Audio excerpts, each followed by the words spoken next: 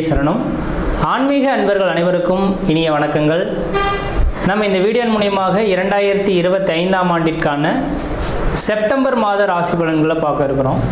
இந்த செப்டம்பர் மாத ராசி பலன்களை பார்ப்பதற்கு முன்பாக இந்த செப்டம்பர் மாத காலகட்டத்தில் நடக்கக்கூடிய முக்கியமான நிகழ்வுகளை தனி வீடியோ தொகுப்பில் கொடுக்கலாம் அப்படின்ற நோக்கத்தோடு இந்த வீடியோ தொகுப்பை பொது மக்களுக்காக அனைத்து ராசிக்காரர்களுக்கும் பொதுவான பலன்களாக இந்த விளக்கத்தை தனி வீடியோவாக கொடுக்கலாம் அப்படின்னு நினைக்கிறேன். இந்த செப்டம்பர் மாதம் 2025 பார்த்தோம் அப்படின்னாக்கா முக்கியமான ஒரு நிகழ்வு, கிரகணங்கள் தோஷம் ஏற்படக்கூடிய காலகட்டங்கள் இந்த மாதத்தில் உதயமாகுதுங்க. அதாவது கிரகண காலகட்டங்கள் அப்படின்னு பார்த்தீங்கன்னா செப்டம்பர் மாதம் 7ஆம் தேதி அன்று பார்த்திங்கனாக்கா சந்திர கிரகணம் நிகழ இருக்குது. அப்போ ராகுவினால் ஏற்படக்கூடிய இந்த சந்திர கிரகணமானது அன்று இரவு 9:56 மிட் நைட்டில் 1:26 இந்த காலகட்டம் வரலும் சந்திர கிரகணமானது அன்னைக்கு நிகழ இருக்குது. இது பூரணமான சந்திர கிரகணம் அப்படின்னு பார்த்தோம் அப்படின்னாக்கா முழுமையான சந்திரகிரகணம் பிடிபட்ட காலகட்டங்கள் எப்பொழுது அப்படின்னாக்கா தொடங்கக்கூடிய காலகட்டம் 9:56 தொடங்கி 1:26 மிட் நைட்டில் சந்திர கிரகணமானது முடிய போகுது. அதில் முழுமையான பவர்ஃபுல்லாக அந்த கிரகணம் ஏற்படக்கூடிய காலகட்டம் எப்படின்னு பார்த்திங்கன்னா இரவு 11 12:23 வரலும் முழுமையான சந்திர கிரகணமாக தெரிய போகுது. இது இந்தியாவில் தெரிய போகுது. இதுக்கு முன்பாகலாம் நடந்த கிரகணங்கள் பார்த்திங்கன்னா போன வருடத்தில் நடந்ததெல்லாம் வெளிநாடுகளில் நடந்ததுனால நமக்கு எதுவும் பாதிப்புகள் இல்லை. ஆனால் இந்த சந்திர கிரகணம் மட்டும் இந்த காலகட்டத்தில் இந்த மாதத்தில் மட்டும் நம்ம இந்தியாவில் தெரியக்கூடிய ஒரு கிரகணமாக இருக்க போகுது. அப்போ இந்தியாவில் நடக்கக்கூடிய இந்த கிரகணமாக இருக்கிறதுனால பொதுமக்கள்கள் கொஞ்சம் கவனமாக இருக்கக்கூடிய ஒரு காலகட்டங்கள் அப்படின்ற சொல்லலாம். எப்போல்லாம் கிரகண தோஷங்கள் ஏற்பட போகுதோ, எந்த இடத்தில் நிகழுதோ, அதாவது எந்த நாடுகளில் நிகழுதோ அந்த நாடுகளுக்கு ஒரு சில பாதிப்புகள் வரும்ன்றிருக்குதுங்க. அப்போ ராகு பகவான் கும்பத்தில் நின்று கும்பத்தில் இருக்கக்கூடிய ராகுவோட சந்திரன் இருந்து ராகு கிரகஸ்த சந்திர கிரகணமாக இந்த வருடம் செப்டம்பர் மாதம் 7ஆம் தேதி தொடங்க போகுது. இது பொதுமக்களுக்கு ஒரு சில பாதிப்புகளையும் கொடுக்கும், ஒரு சில நட்சத்திரங்களுக்கு யோகங்களும் கொடுக்க போகுது. அதில் முக்கியமாக பார்த்திங்கன்னா கர்ப்பிணி பெண்கள் இந்த நேர காலகட்டத்தில் கண்டிப்பாக வீட்டை விட்டு வெளியே வராமல் இருக்கிறது நல்லாயிருக்கும். சந்திர கிரகணம் இரவு நேரத்தில் நடைபெறதுனால பெரிய லெவலில் பாதிப்புகள் இருக்காது மக்களுக்கு. ஏன்னா அந்த நேரத்தில் மக்கள் அனைவருமே வீட்டு உள்ளதாக இருக்கும். முக்கியமாக இந்த நேரத்தில் கர்ப்பிணி பெண்கள் மிக மிக மிக கவனமாக இருக்கக்கூடிய காலகட்டங்கள். இந்த கிரகண தோஷங்களில் கொஞ்சம் வெளியில் வந்து சுற்றி உலாவணும், அந்த கிரகணத்தை பார்க்கணும் அப்படின்ற மாதிரி கர்ப்பிணி பெண்கள் மட்டும் நினைக்கிறாங்க அப்படின்னாக்கா அதோட கதிர்வீச்சு அதிகமாக இருக்கிறதுனால பிறக்கக்கூடிய குழந்தைகளுக்கு ஒரு சில பாதிப்புகளை கொடுக்கலாம். அதனால் அந்த கர்ப்பிணி பெண்களுக்காகவே இந்த வீடியோ கொடுக்கணுன்ற நோக்கத்தோடு நான் இந்த வீடியோவை தொகுப்பை கொடுக்குறேன். அப்போ அந்த கர்ப்பிணி பெண்கள் தெளிவாக சொல்ல விரும்புகிறேங்க, அன்று பகல் அந்த கிரகண தோஷங்கள் ஏற்படுவதற்கு முன்பாக, அதாவது 10 மணிக்கு 9:56 தொடங்க இருக்குது, 10 மணிக்கு தொடங்குறதாவே எடுத்துங்களேன். அப்போ அதிலிருந்து 4 மணி நேர காலகட்டங்கள் முன்பாகவே உணவை எடுத்துக்கொள்கிறதா சிறப்பை தரும். அப்போ அந்த நேரத்தில் மட்டும் கொஞ்சம் முடிஞ்ச அளவுக்கு பார்த்துக்குங்க. தண்ணி வந்து அருந்தலாம். அந்த தண்ணியில் தர்பை புல் போட்டுட்டு நீங்கள் வச்சுக்கிறது நல்லாயிருக்கும். அதாவது சொல்லப்போனால் அன்று சாயந்தரம் சூரியன் அஸ்தமனம் ஆகிறதுக்கு முன்பாகவே அந்த கர்ப்பிணி பெண்கள் மற்ற எல்லாருமே உணவை வந்து அடைந்திடுறது சிறப்பாக இருக்கும். அதுக்கு 6 மணிக்கு பிறகு பார்த்தீங்க அப்படின்னாக்கா உணவு சாப்பிடக்கூடாது. அப்போ சாப்பிட்டோம் அப்படின்னாக்கா செரிமான பிரச்சனைகள் ஏற்படலாம். இது சந்திரனால் ஏற்படுறதுனால உணவு சம்மந்தப்பட்ட உணவினால தான் பாதிப்புகள் அதிகமாக வரதுக்கு வாய்ப்புகள் இருக்குது. அதனால் 6 மணிக்கு பிறகு எந்த ஒரு உணவுப் பொருட்களும் நீங்கள் எடுத்துக்கொள்ளக்கூடாது. அடுத்து தண்ணீர் மட்டும் வேணால் தாகம் இருந்தால் அதை தர்பை புல்லை மட்டும் போட்டு வச்சுட்டு அந்த தண்ணியை மட்டும் பயன்படுத்திக்கலாம் அப்போது தேவை இருந்தால் மட்டும். இல்லையே அந்த அன்றைய நைட்டு முழுவதும் கொஞ்சம் முடிஞ்ச அளவுக்கு எல்லா உணவுப் பொருட்களையும் தவிர்த்து கொள்வது சிறப்பை தருன்றுவிதிங்க. வெளியில் வந்து சுற்றி உலாவறதை கொஞ்சம் குறைச்சி கொள்வது சிறப்பை தரும். அனைத்து மக்கள்களுமே தெளிவாக சொல்ல வரங்க, எல்லாருமே இப்போ வந்து நவீன காலங்கள் வந்துருச்சு இல்லைங்களா. இப்போ சந்திர கிரகணத்தை பார்க்கணும் அப்படின்ற நோக்கத்தோட மக்கள் பார்த்தோம் அப்படின்னாக்கா அந்த வீடியோ தொகுப்புலாம் கொடுத்துருப்பாங்க, சென்னையெல்லாம் ஏற்பாடு செய்திருப்பாங்க, பார்க்க இருப்பாங்க. அது முடிஞ்ச ஓரளவுக்கு பார்த்தீங்க அப்படின்னாக்கா நான் குறிப்பிட்ட நட்சத்திரக்காரங்கள் மட்டும் அந்த மாதிரியான தொகுப்புகளுக்கு போகாமல் இருக்கிறதா விசேஷத்தை கொடுக்கும். அதாவது கும்ப வீட்டில் நடக்க இருக்குது.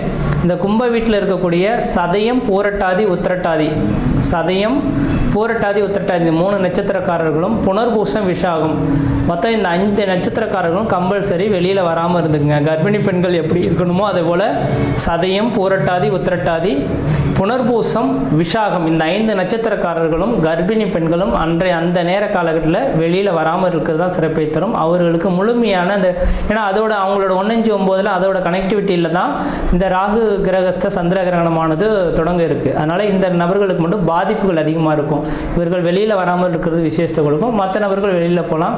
அதே போல் வயது மூத்தவர்கள் 60 வயதுக்கு மேற்பட்ட நபர்களும் வெளியில் வராமல் இருக்கிறது விசேஷத்தை கொடுக்குன்றீங்க. இது அப்போ அந்த நேர காலகட்டத்தில் அந்த கிரக காரகத்துவம் பெரிய லெவலில் பாதிப்பை தராத மாதிரி உங்களுக்கு தெரியலாம். அந்த கிரகண தோஷங்கள் ஏற்பட்டு அடுத்த 40 நாட்களுக்கு பிறகு தான் அதோட பாதிப்புகள் கொஞ்சம் அதிகரிக்கிறத பார்க்க முடியும். இப்போ உடல் ரீதியான தொந்தரவுகளை ஏற்படுத்தலாம். உணவு குழாய் சம்பந்தப்பட்ட பிரச்சனைகள் இந்த நபர்களுக்கு வரலாம். அதனால் கொஞ்சம் கவனமாக இருங்க. இந்த நான் சொன்ன இந்த 5 நட்சத்திரக்காரர்களும் மறுநாள் பார்த்தீங்க அப்படின்னாக்கா காலையில் எழுந்து பச்சை தண்ணியில் குளிச்சுட்டு விநாயகர் கோயிலுக்கு போயிட்டு அர்ச்சனை பண்ணிட்டு வர்றது விசேஷத்தை கொடுக்குங்க. ஏன்னா ராகு கேதுவின் கண்ட்ரோலை பண்ணக்கூடிய சக்தி விநாயகர் பெருமானுக்கு மட்டுமே உண்டு. அப்போ மறுநாள் செப்டம்பர் 7ஆம் தேதி நைட்டு இந்த கிரகணம் தொடங்க இருக்குது. செப்டம்பர் 8ஆம் தேதி அன்று பார்த்தீங்க அப்படின்னாக்கா விநாயகர் கோயிலுக்கு போயிட்டு குளிச்சுட்டு நல்லெண்ணெய் தீபம் போட்டு வழிபாடு செய்துட்டு வந்தீங்க. இந்த 5 நட்சத்திரக்காரர்கள் வழிபாடு செய்துட்டு வந்தால் இதனால் தோஷங்களை கண்ட்ரோல் பண்ணக்கூடிய சக்தி விநாயகருக்கு உண்டு. ஏன்னா ராகு கேதுவின் 2 கிரகத்தையுமே அடக்கக்கூடிய சக்தி இந்த விநாயகருக்கு இருக்கிறனால அவரோட சொல்லுக்கு கட்டுப்படுறதுனால இந்த 5 நட்சத்திரக்காரர்களும் வழிபாடு செய்து கொள்வது மிகப்பெரிய விசேஷத்தை கொடுக்குன்றவிதிங்க. அதே வேளையில் மற்ற ராசிக்காரர்கள் பெரிய லெவலில் பாதிப்புகளை எதுவும் தடாதுன்றவிதிங்க. அது இந்த கிரகணம் தொடங்கிடுச்சு அப்படின்னாவே அடுத்த அந்த இப்போ ஒவ்வொரு கிரகணமும் பார்த்தீங்கன்னாக்கா லாஸ்ட் இயர்லாம் 2-3 கிரகணங்கள் தொடங்கினது. ஆனால் இந்தியாவில் தெரியலை, அதனால் நமக்கு பாதிப்பு இல்லை. அப்போ எந்த நாடுகளில் கிரகணம் ஏற்படுதோ அந்த நாடுகள் கிரகணம் தொடங்கி அடுத்த கிரகண தோஷங்கள் உண்டாகக்கூடிய காலகட்டம் வரலும் ஒரு சில பாதிப்புகளை கொடுக்கும். அப்போ ராகுவினால் இந்த நேரத்தில் தொடங்குறதுனால கடல் சீற்றங்கள், ஏன்னா சந்திரனோட அமைப்பில் இருக்கனால நீர் சம்பந்தப்பட்ட விஷயம் கடல் சீற்றங்கள் ஏற்படலாம். அதாவது கடல் அலைகள், பூகம்பங்கள் ஏற்படக்கூடிய விஷயங்கள். அதே போல் பார்த்தீங்கன்னாக்கா அந்த நெருப்பினால் பாதிப்பு, விமான விபத்துக்கள், இது மாதிரியான ஒரு சில பாதிப்புகள் ஏற்படுத்துறதுக்கான வாய்ப்புகள் உண்டு. மக்கள் அதுக்கு பின்னர் பார்த்தீங்க அப்படின்னாக்கா முக்கியமாக அடுத்ததாக மழை காலங்களும் தொடங்க இருக்குது இல்லைங்களா. இப்போ மழை காலங்களில் பார்த்தீங்கன்னாக்கா நவீனமான ஒரு நோய் உருவாகிறதுக்கான வாய்ப்புகள் உண்டு. நோய் தொந்தரவுகள் மக்களுக்கு வரதுக்கான இந்த கிரகண தோஷத்தினால மக்களுக்கு அதிகப்படியான நோய் தொந்தரவுகள் ஏற்படலாம். நீரினால் பரவக்கூடிய நோய்கள் அதிகமாக உருவாகிறதுக்கான வாய்ப்பு உண்டு. அப்போ மழை காலங்களில் மக்கள் குடி தண்ணீர்களை சுத்தமாக வச்சுக்கணும்.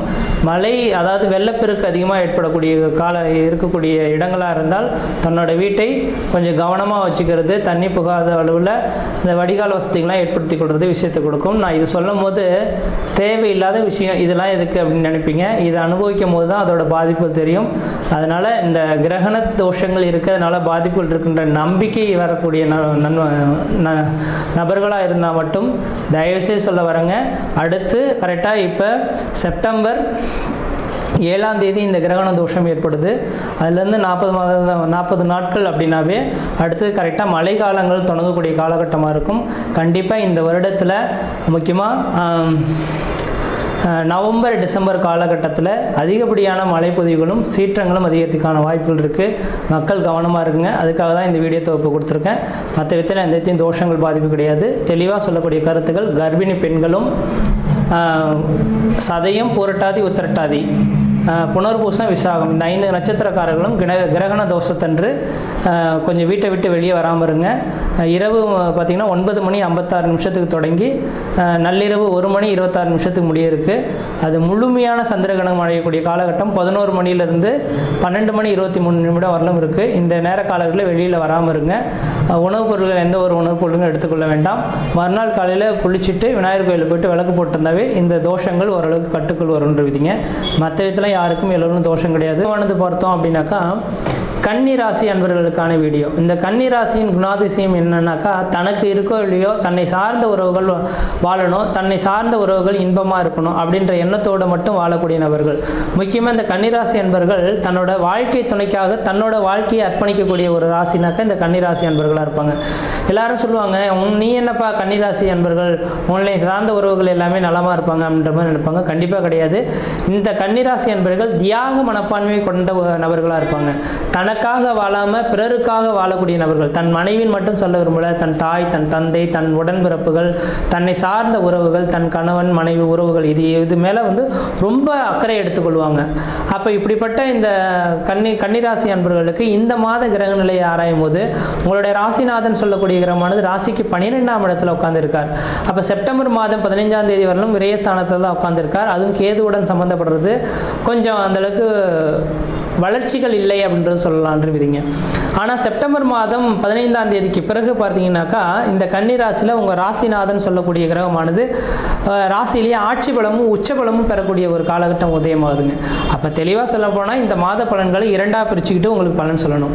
முதல் 15 நாட்கள் நீங்கள் புதிய முயற்சி எடுக்கிறதோ, புதிய தொழில் தொடங்குறதோ, உத்தியோகம் பார்ப்பதோ, ஜாமீன் கையெழுத்து போடுறதோ, கொடுக்கல் வாங்கல் விஷயமோ கண்டிப்பாக செய்யாமல் இருக்கிறதா மிகப்பெரிய ஒரு விசேஷத்தை கொடுக்கும். அதே செப்டம்பர் மாதம் 15ஆம் தேதிக்கு பிறகு செப்டம்பர் 30 தேதி காலகட்டம் வரலும் நீங்கள் எது செய்தாலும் தொட்டதெல்லாம் தொடங்கக்கூடிய காலகட்டங்கள், நினைச்சதெல்லாம் சாதனை பண்ணக்கூடிய காலகட்டங்கள், குடும்பத்தில் ஒரு சுப நிகழ்வுகளும் சுபகாரியங்களும், அழியா சொத்து சேர்க்கையும், வீடு மனை வாசல் வாங்குவது, கட்டுவது, குடிபெயர்ந்து குலதெய்வத்துக்கு செய்ய வேண்டிய சடங்குகள் செய்கிறது, இது மாதிரியான சுப நிகழ்வுகள் ஏற்படுத்தக்கூடிய காலகட்டம் உருவாகும். அந்த செப்டம்பர் மாதம் 15ஆம் தேதியிலிருந்து பார்த்தீங்க அப்படின்னாக்கா உங்களோட ராசிக்கு 2ஆம் இடத்தை 10ஆம் இடத்திலிருந்து குரு பகவான் 2ஆம் இடத்தை தனஸ்தானத்தை பார்க்க இருக்கிறார். அப்போ தனஸ்தானத்தை இந்த குரு பகவான் பார்க்க இருக்கனால பணப்பிரச்சனைகளுக்கு முற்றுப்புள்ளி வைக்கக்கூடிய ஒரு மாத காலகட்டம் உருவாகும். வெகு நாட்களாக குடும்பத்தில் நடைபெறாத ஒரு சில சுபகாரியங்கள் இந்த மாதத்தில் நடைபெறத்துக்கான வாய்ப்புகள் இருந்துட்டு இருக்கு. அதே போல் குடும்பத்தில் கணவன் மனைவி உறவுகளாரையும் தன் சொந்த பந்த உறவுகளாலும் ஒரு நிம்மதி இல்லாமல், ஒரு கான்வெகேஷன் சரியாக இல்லாமல் மன வருத்தத்தோடு இருந்த நபர்கள் அந்த மன வருத்தங்கள் நீங்கி ஒன்று கூடுறதுக்கான ஒரு காலகட்டம் உருவாகும். அதே போல் குடும்பஸ்தானத்தை குரு பகவான் பார்க்கறதுனால குழந்தை பேருக்காக வேண்டி காத்துட்டு இருக்கீங்கன்னாக்கா கண்டிப்பாக தெளிவாக சொல்ல விரும்புகிறேங்க, இந்த மாத காலகட்டம் தான் உங்களுக்கு கருத்தரிக்கிறதுக்கான காலகட்டமாக உருவாகுதுன்றீங்க. அது குறிப்பாக பார்த்தீங்கன்னா செப்டம்பர் மாதம் 17ஆம் தேதியிலிருந்து செப்டம்பர் 30க்குள்ளார இந்த கருத்தரிக்கிறதுக்கான வாய்ப்புகள் உண்டு. வெகு நாட்களாக குழந்தை பேருக்காக காத்துட்ருக்கேன் சார், எனக்கு குழந்தையே இல்லை சார், குழந்தை கிடைக்குமான்னு இறங்கிட்டு இருக்கேன்னாக்கா கண்டிப்பாக இந்த மாத காலகட்டத்தில் அந்த வாய்ப்புகள் இருக்குது. குழந்தை பேருக்காக முயற்சி எடுத்து பாருங்கள், கண்டிப்பாக அந்த குழந்தை தரிக்கிறதுக்கான வாய்ப்புகள் மிகவும் பிரகாசமாக இருந்துகிட்ருக்கு. அடுத்ததாக பார்த்தோன்னா லக்னத்தை உங்கள் ராசிலேயே செவ்வாய் பகவான் இருக்கனால கொஞ்சம் சட்டுன்னு கோவப்பட்டு பேசிடுவீங்க, மன அழுத்தங்கள் ஏற்படலாம்.